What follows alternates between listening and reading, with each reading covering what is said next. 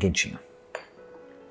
Olá, gente, bom dia, tudo bom? Hoje eu estou nesse lugar super bonito, uma casa que foi cedida para a gente gravar esse episódio com muito carinho e fico feliz de poder chegar até você e trazer o tema que para mim é o tema maior da Bíblia, a pessoa de Jesus Cristo. É sobre ele que eu quero falar hoje, especificamente dentro do capítulo 8 do Evangelho de Lucas.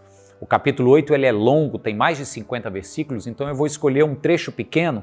Quero ler com você agora a partir do verso 22 e depois coloco ele dentro desse contexto maior para que a palavra de Deus chegue até o seu coração hoje. Diz assim, a partir do verso 22. Certo dia, Jesus disse aos seus discípulos, vamos para o outro lado do lago. Eles entraram num barco e partiram. Enquanto navegavam, ele adormeceu. Abateu-se sobre o lago um forte vendaval, de modo que o barco estava sendo inundado e eles corriam grande perigo.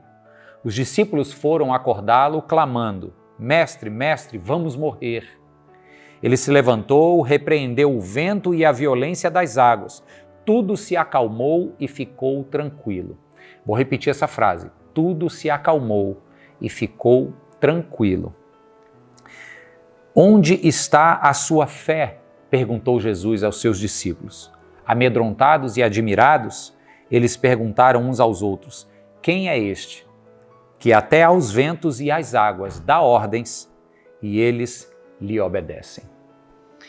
Esse momento aqui, Jesus está exercendo o seu poder sobre as forças da natureza. Logo na sequência, a partir do verso 26, que essa calmaria então se estabelece, o barco chega seguro no litoral e eles dão de cara com um jovem possuído por demônios. E o texto continua e Jesus exorciza aquelas forças malignas e o jovem é curado.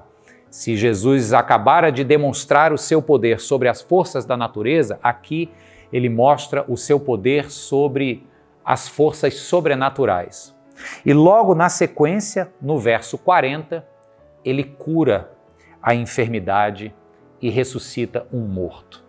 Então veja que o capítulo 8 foi escrito intencionalmente, registrando esses 3 episódios para mostrar este Jesus, que é Deus encarnado, exercendo o seu poder sobre as forças materiais da natureza, as forças físicas de um corpo que padece da doença, da enfermidade e eventualmente da morte, e exercendo o seu poder sobre as forças sobrenaturais que se revelaram aqui no episódio do jovem possesso.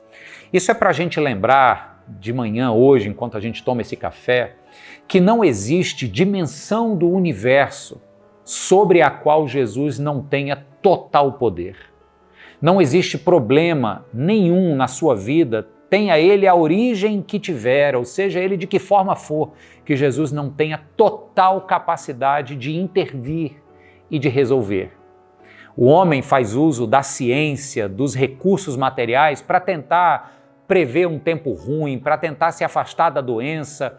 Muitas vezes consegue, muitas vezes adia o problema, mas a constatação é que esse mesmo homem que tem recursos e capital científico para tentar se resolver, esse mesmo homem também padece de angústias, de medo da morte.